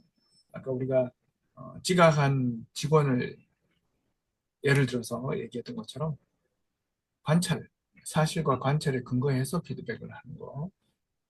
그의 강점, 잠재력을 발견하라고 했죠. 그 사람의 강점을 끄집어내서 강점이 하나도 없는 사람이 어디 있겠습니까? 하나도 없는 것처럼 보이면 덜 찾은 겁니다. 네. 보일 때까지 찾으셔서 그 사람의 강점을 연결해서 피드백을 한다. 질문형, 또 거울 역할. 거울 역할이라는 거는 그런 겁니다. 우리가 거울을 왜 보죠? 자기 얼굴 보고 싶어서 보잖아요. 의외로 자기 모습을 못 보는 분들이 많다. 이런 경우가 있습니다. 굉장히 이제 바쁘게 사는 슈퍼맘을 코칭할 때 얘기입니다. 제가 회사도 다니고요. 또 주말에는 교회도 다녀서 교회 봉사도 하고 애 셋 키우고 뭐 그렇게 사는 사람입니다. 그리고 아트 나오는데 근데 뭔가 이게 뭘 하나 똑부러지게 해냈다는 느낌이 안 들고 뭔가 계속 쌓여가는 느낌이고 뭔가 보람이 없는 인생을 사는 것 같아서 고만합니다. 이런 주제를 가지고 이제 얘기를 나누는 거죠. 그때 이제 어떤 피드백을 줄 수 있겠습니까? 그분은 그분 자신이 얼마나 열심히 사는지를 잊고 있는 거거든요. 있는 그대로 거울처럼 보여주는 겁니다. 네.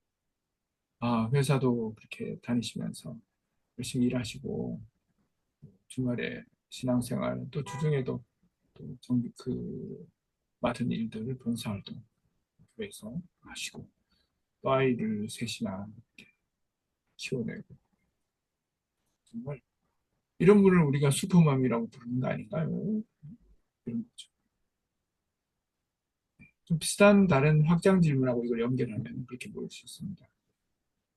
만약에 주변에 친한 친구가 회사도 다니고 외봉사도 하고 집안의 아이들 양육도 하고 이렇게 바쁘게 사는 친구가 있다면 그러면서도 늘 뭔가 부족하다는 느낌을 받고 있는 친구가 있다면 어떤 얘기를 해주고 싶냐 이런 질문을 던지는 거죠.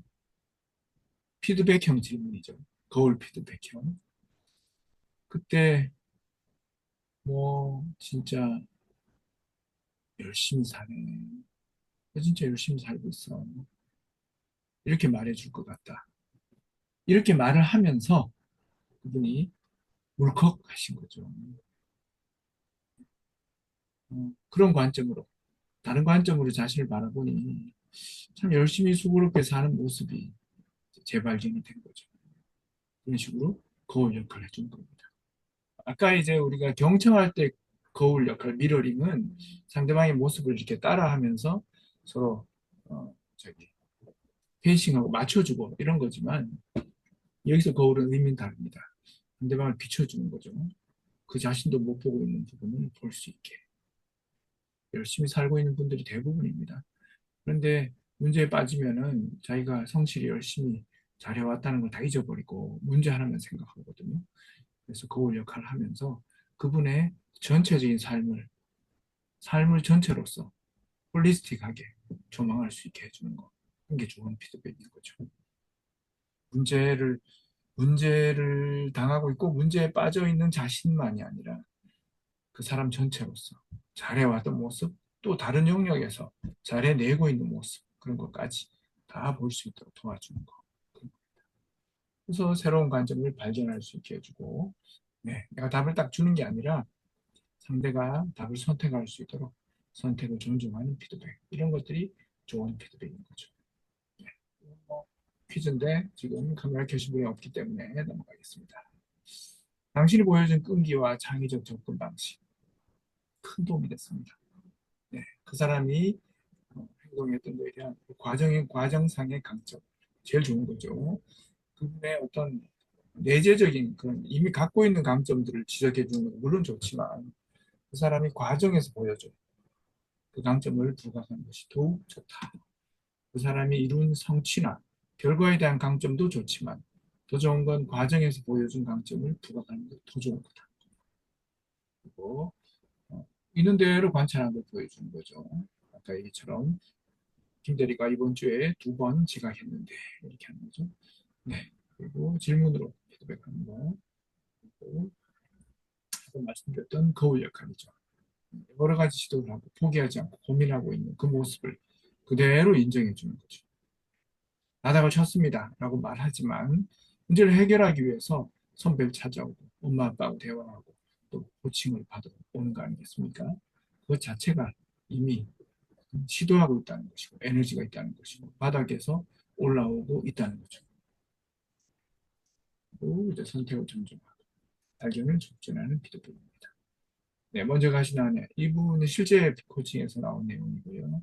어떤 분이 굉장히 금슬이 좋던 부부가 아내분이 돌아가셨어요. 그래서 그 남편분이 너무너무 힘든 거죠. 그래서 삶의 여러 가지 루틴들 다 놓아버리고 그냥 슬픔 속에 빠진 삶을 계속 이어가는 거죠.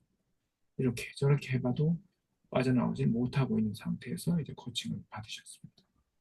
그때 두 가지 질문이 바로 좋은 피드백이 됐고 이분을 거기서 나오게 했는데 하나가 뭐냐면 먼저 가신 아내는 고객님이 어떤 삶을 살길 원할까요?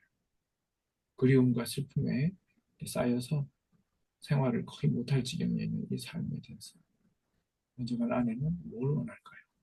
어떤 대답일지는 아실 것이고요. 그리고 또 하나는 그거였었어요. 고객님이 먼저 돌아가셨다면 아내분은 어떤 마음으로 사실까요? 아내도 이 남편을 끔찍히 사랑하고 좋은 아내였겠죠. 그 대답 앞에 이분의 마음이 이제 폭풍을 일으키는 거죠. 아, 내가 너무너무 힘들어했겠죠.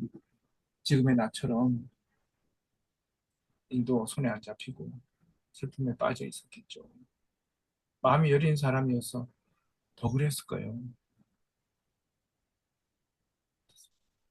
아내분이 먼저 돌아가셔서 오히려 그걸 안 겪으신 거잖아요.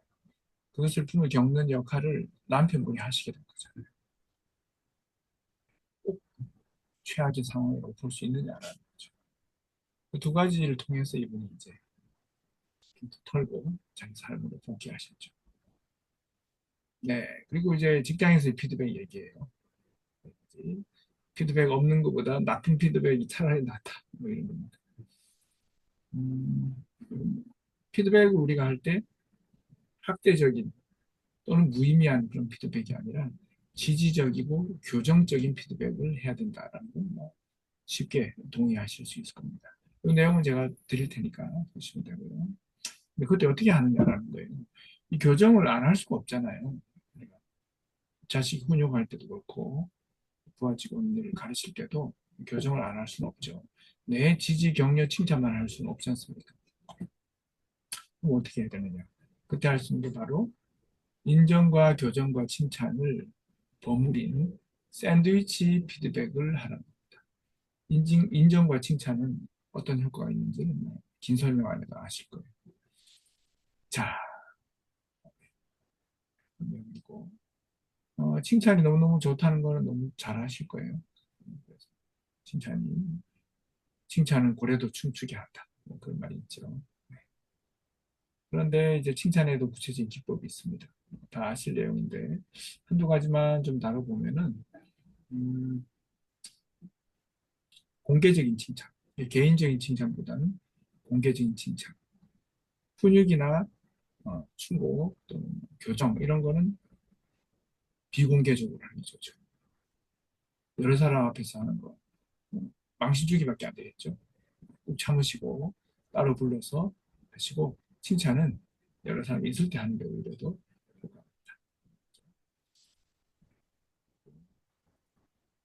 칭찬의 효과. 많이 하면 효과 떨어진다. 이건 너무너무 잘 아시네요. 그리고 한 가지 더 팁을 보태드리면은 이게 진척 상황 얘기가 있었는데 결과 과정 이 부분이 있는데 보통은 이제 결과를 칭찬을 하게 되죠. 그러다 보니까 칭찬에 부작용이라는 게 나올 수 있는 겁니다.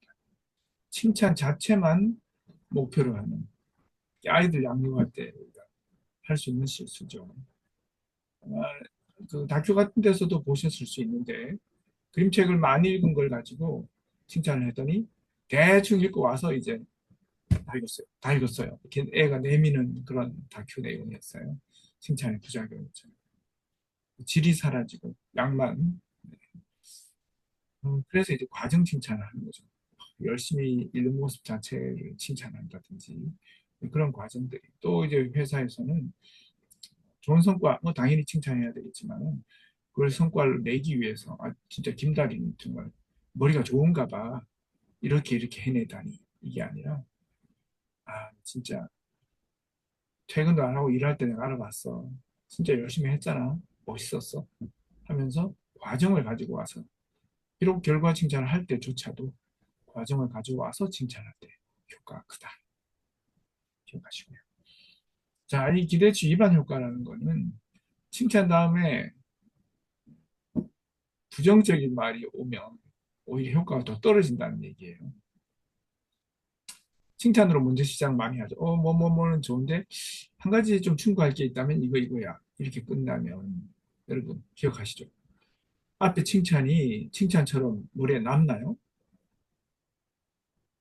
뒤에 비난을 하기 위해서 그냥 형식적으로 한 말로밖에는 안 들리겠죠. 차라리 그렇게 하느니 먼저 비난하고 칭찬하는 게 낫다라는 게 이 미네소타 대학 연구 결과입니다. 그래서 어떻게 할 것이냐? 아까 말씀드렸죠. 샌드위치로 하라라는 겁니다. 인정과 교정과 칭찬을 버무리 돼 중간에 교정을 끼워 넣는 거죠. 먼저 상대의 평소의 강점, 최근의 실적, 좋은 분위기로 시작할 수 있죠.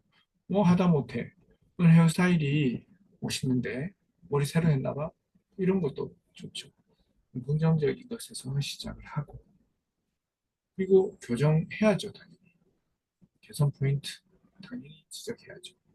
하지만 아시죠? 앞에서 우리가 언급했듯이 이 개선이 도달해야 될 목표를 갖고 얘기를 해야 되죠. 뭐를 잘못됐고 뭐가 틀렸고만 하는 게 아니라 내가 원하는 상태는 이런 상태야.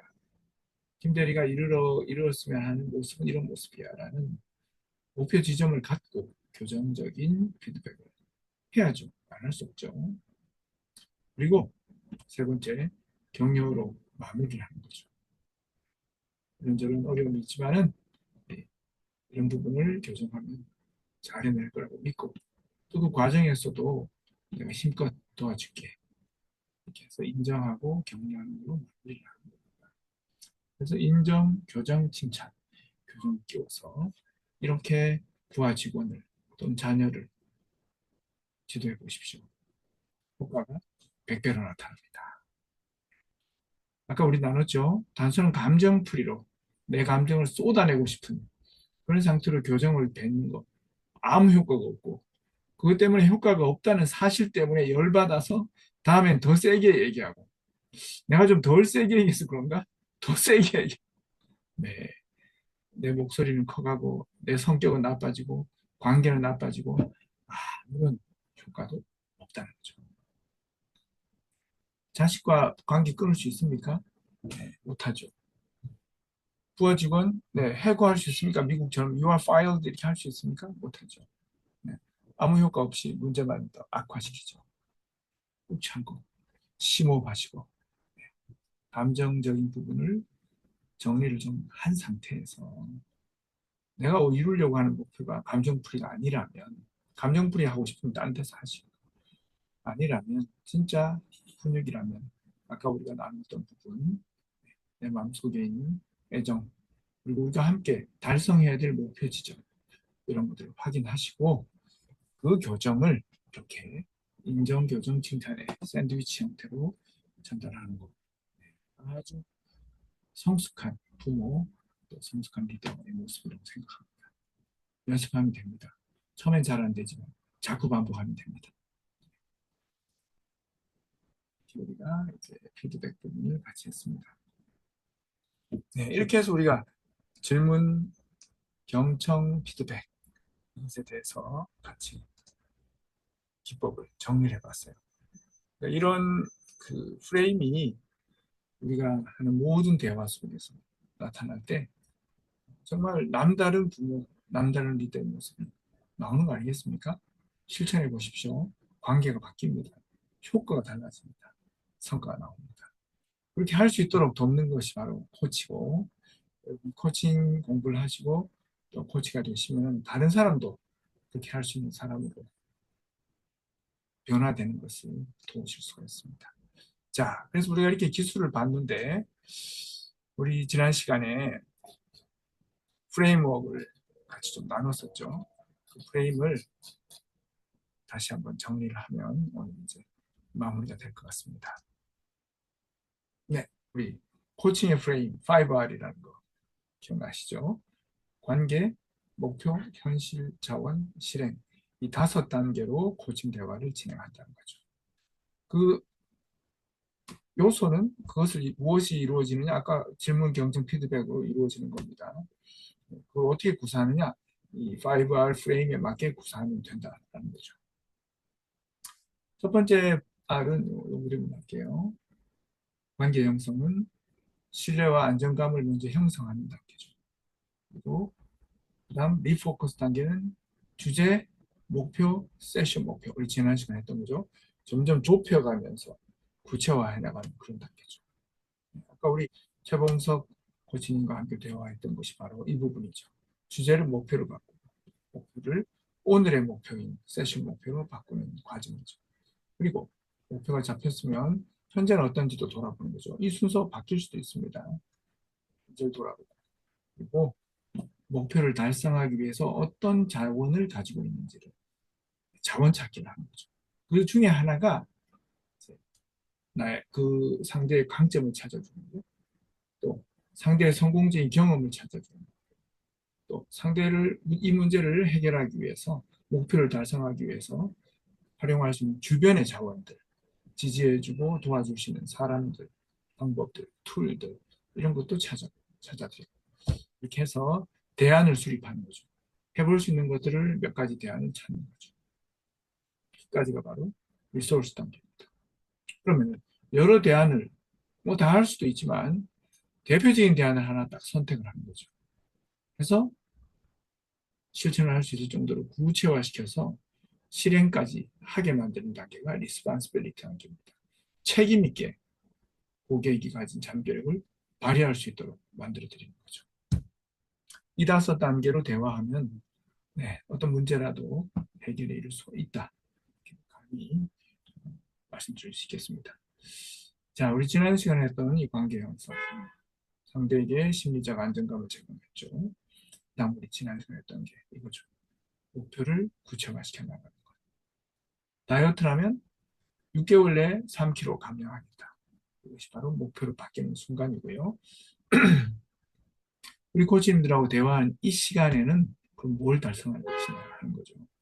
우리가 1시간 코칭 대화를 나눈다면 1시간에 3kg를 뺄 수는 없지 않겠습니까? 이 대화에도 목표가 있어야 되는 거예요. 이해하시죠? 주제가 있고 고객이 이루고 싶은 지점인 목표가 있고 오늘 대화의 목표. 이걸 다른 말로 하면 세션 목표라고 부릅니다.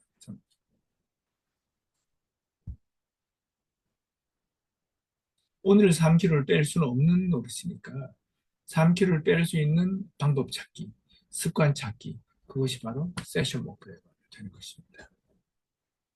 이렇게 정리가 되면 이제 이 대화가 어떤 방향으로 가야 될지가 딱 정리가 됐으니 이제 자신감 있게 그 다음 대화를 이어가면 되겠죠. 지난번에 여기까지 우리가 나눴고 이런 질문들이 있을 수 있습니다. 네, 그래서 이제 현재 상태도 체크하는 거죠. 현재 상태가 어느 정도 상태인지, 목표 대비 현재가 어떤 상태인지 찾습니다. 그 다음 이제 자원을 도출하는 상태죠. 예를 들어서 다이어트였다. 그러면은 이전에 다이어트나 또는 건강과 관련해서 목표를 세우시고 이루셨던 경험이 어떤 게 떠오르십니까? 이런 질문이죠. 고객 소개는 성공 경험이 없을 수 없습니다. 네, 가족 불화로 가족 코칭을 받으러 온 분들. 네. 우리 뭐 전쟁이에요, 원수예요, 맨날 싸워요. 이렇게 하지만 그래도 뭔가 즐거운 추억이나 좀 즐거웠던 그런 순간들이 없진 않으셨을 것 같은데 혹시 예전 거라도 떠오르시는 거 있으신가요? 이런 질문이죠. 그래서 과거에 성공했던 그 순간 그때는 지금과 뭐가 달랐는지 찾으면 되는 거거든요. 그때는 지금하고 뭐가 틀렸죠? 뭐 어떤 걸 해보셨나요? 이런 거거든요. 네, 내가 다이어트를 한 3년 전에 시도해서 3kg 성공했던 게 떠오르네요. 그때 어떤 방법을 해보셨습니까? 네, 아침을 채소로 완전 바꾸고 아침마다 러닝을 했었죠. 그러면 그 방법을 참고로 이제 해볼 수 있는 어떤 방법이 떠오르시나요? 이런 질문을 할 수 있는 거죠. 과거의 성공 경험. 그리고 강점 검사 같은 거 많이 하죠. 원하시면은 저한테 톡을 주시면 강점 검사 무료로 할 수 있는 링크를 보내드립니다. 그래서 고객님이 가진 강점, 다른 사람이 저 사람은 뭐가 특별해라고 말하는 강점 어떤 게 있나요? 어떤 것이? 나는 좀 끈기가 있다고 많이 말 듣고 있어요. 끈기. 그럼 그 강점을 이 목표에 매핑을 해본다면은 어떤 방법이 나올 수 있을까요? 이렇게 강점도 자원입니다. 과거의 성공 경험도 자원입니다. 이런 자원을 가지고 오는 거죠. 그리고 자 그러면 목표 달성을 위해서 해볼 수 있는 게 어떤 게 있을까요? 이 질문을 던지겠죠. 그러면 그 질문을 받으면 본격적으로 뇌가 더 열심히 방법을 찾게 됩니다. 뭐 방법 없어서 왔는데 이 질문이 너무 우습지 않나요? 그렇지 않습니다. 이 앞 단계에서 이미 라포 형성을 통해서 에너지를 올려줬죠. 목표 단계를 통해서 고객의 목표 지점을 분명히 해줬죠. 또 리소스를 같이 찾았죠. 강점이나 성공 경험이나 이런 여러 과정을 앞에 거쳤기 때문에 이제 해볼 수 있는 게 어떤 게 있을까요? 이런 단순한 질문에도 고객은 대답할 것이 생기는 겁니다. 처음에 얘기를 시작했을 때하고는 상태가 바뀐 거죠. 네, 러닝을 역시 해봐야겠네요. 이런 식으로 방법이 찾아지는 거죠. 아주 쉬운 방법도 하나 있습니다. 한 가지 더 생각해 본다면 어떤 방법이 있을까요? 네, 압박이죠. 한 가지만 더 생각해 보라. 그런 단순한 압박만으로도 평소보다 뇌는 더 바쁘게 움직입니다. 네, 식이요법도 이제 역시 해야겠네요. 방법이 찾아지기 시작합니다. 또 하나, 딱 한 개만 더 해본다면요. 또 생각을 하게 됩니다. 이런 식으로 방법을 끌어낼 수 있습니다. 근데 안 떠오르는데요? 이럴 수도 있지 않습니까? 그죠? 그럴 때 아까 우리 배웠던 확장 질문을 해보는 겁니다. 확장 질문. 지금 사고의 틀을 깨는 질문을 하는 거죠. 만약에 이 문제에 정통한 전문가가 주변에 있다면 그분은 어떤 얘기를 해줄 것 같나요? 또 아까 했듯이 만약에 아드님이 이 문제를 가지고 왔다면 이 문제라고 표현하면 안 되죠. 그 문제를 구체적으로 얘기해야 되죠. 진로를 놓고 뭐를 좋아하는지, 뭐를 하고 싶은지, 뭐를 잘하는지 잘 모르겠다. 이런 고민을 가지고 왔다면 아버님께서는 아드님께 어떤 조언을 해주시겠습니까? 이런 거죠. 확장 질문이죠. 1년 뒤 다이어트에 성공한 고객님이 오늘의 고객님에게 영상 편지를 보낸다면, 문자를 보낸다면, 그래서 격려와 팁을 준다면 어떤 걸 줄까요? 이런 질문이죠. 그런 여러 확장된 사고의 틀을 깨는 질문들. 대리님한테 만약 팀장이라면 이런 거죠. 그런 여러 질문을 가하면 잘 안 떠오른다라고 말했던 분이 떠오르기 시작하는 겁니다. 네. 사고의 틀을 깨드렸습니다. 그렇게 해서 여러 대안들을 찾게 하는 과정이 4R, 자원 도출, 리소스 단계입니다. 그 다음 단계는 뭡니까? 바로 실천할 수 있게 도와드려야 되죠. 그죠? 네. 어떻게 해야 됩니까? 대안 중에 가장 쉽게 볼 수 있는 거 하나를 선택한다. 지금까지 말씀하신 여러 대안 중에 가장 쉽게 볼 수 있는 뭐가 있을까요? 네.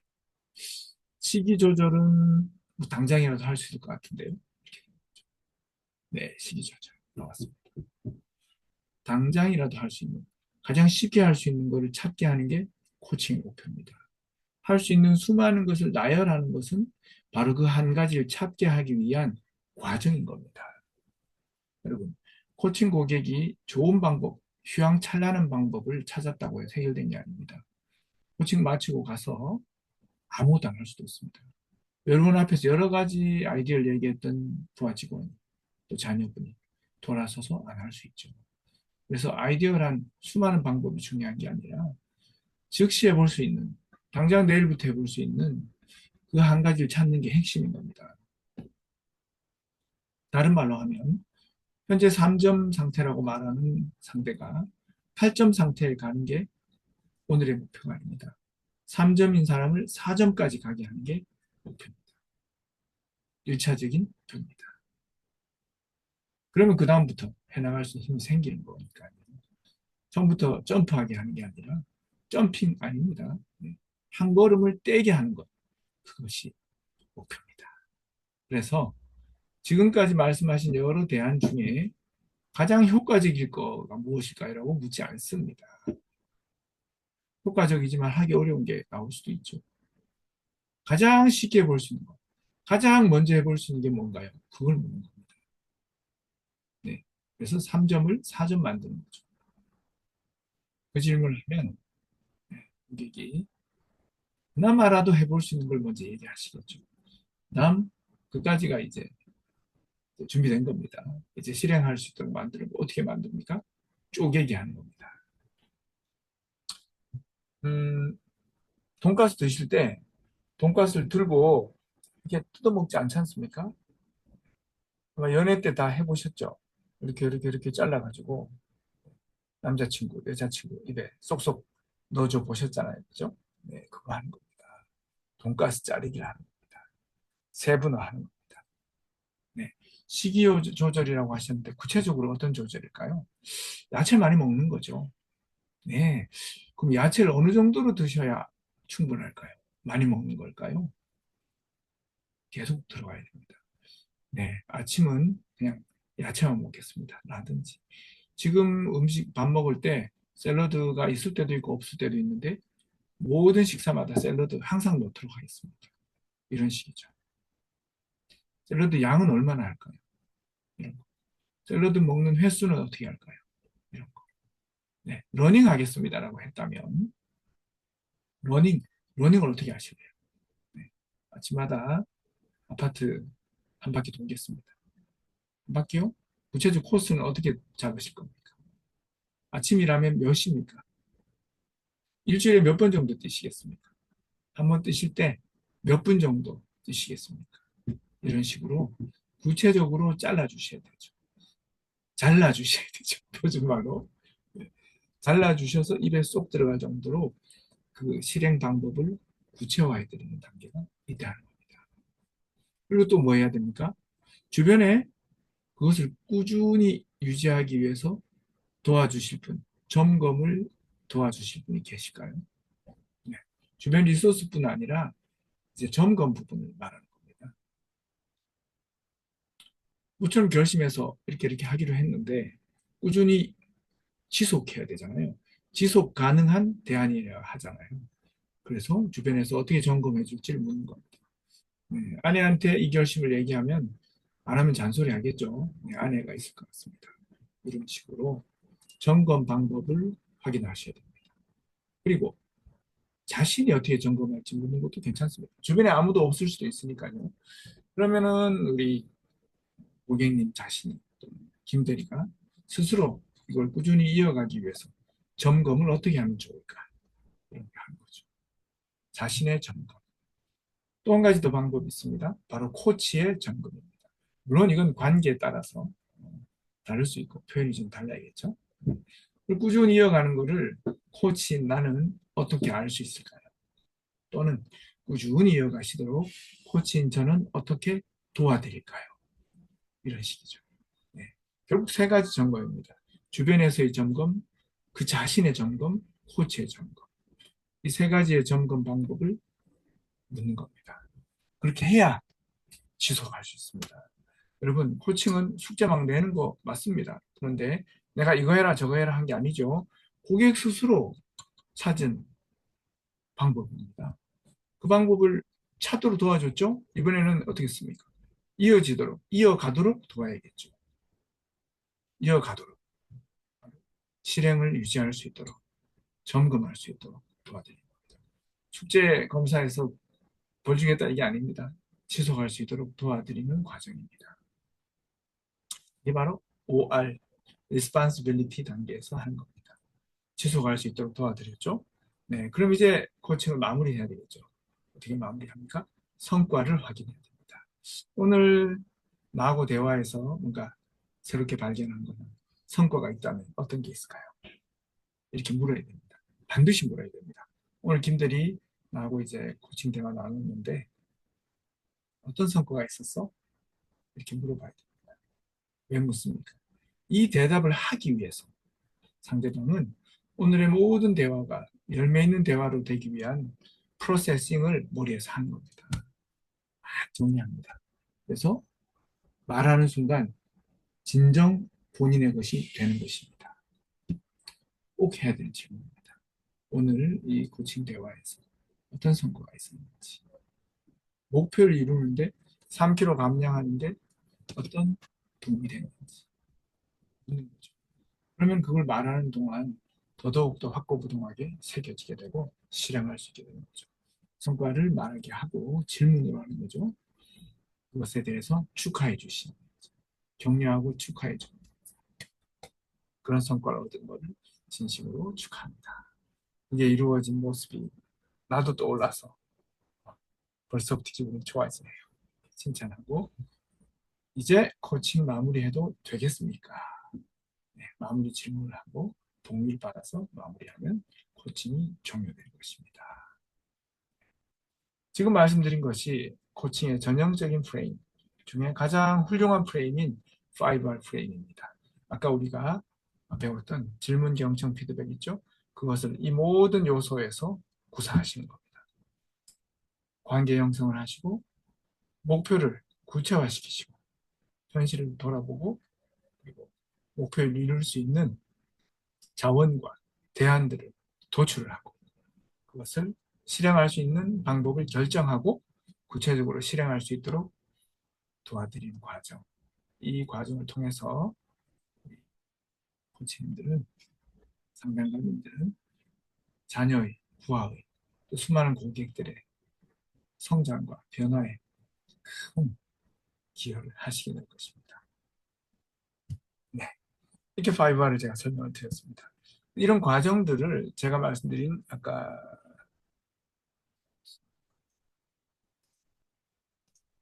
네.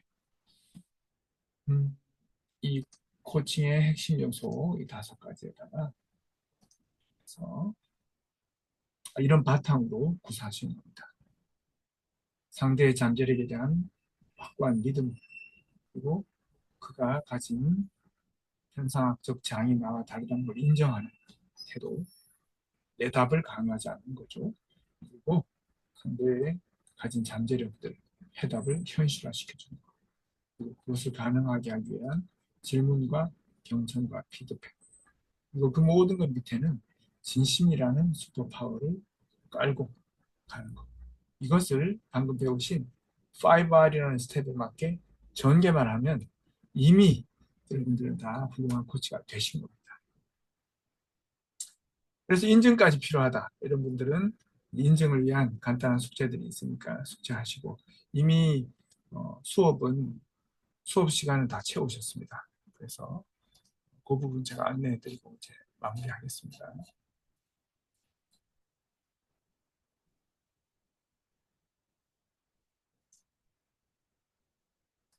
네. 이제 KAC라는 입문 코치 자격을 따기 위해서는 20시간의 교육과 50시간의 코칭 시간이 필요합니다. 20시간의 교육이 바로 이번에 우리 코치님들이 받으신 이 과정입니다. 여기서 간단한 독후감 그리고 코칭 일지 5회분 제출하시면은 교육 시에 대한 수료증을 받게 됩니다. 그걸 첨부하시면 되는 거고요. 그리고 50시간 코칭을 했다라는 이제 증빙이라기보다 기록입니다. 믿고 하는 거예요. 그래서 50시간은 뭐 자녀한테 할 수도 있습니다. 부하 직원한테 할 수도 있습니다. 그리고 우리 상담가님들끼리 연습 코칭을 할 수도 있습니다. 그리고 실제로 지인들, 뭐 동생, 친척, 친구 해도 좋습니다. 다 이제 모아서 50시간 준비가 되면 한국코치협회에 신청을 하게 됩니다. 이 부분을 잠깐 보여드리겠습니다. 인증에 별로 그 상관과 관심이 없으시면 미리 나가셔도 상관없습니다. 네, 8시 반이니까요. 보시면 자격시험, 그죠? 자격시험 일정, 자격시험이라는 게 있습니다. 여기에는 이제 필기, 실기,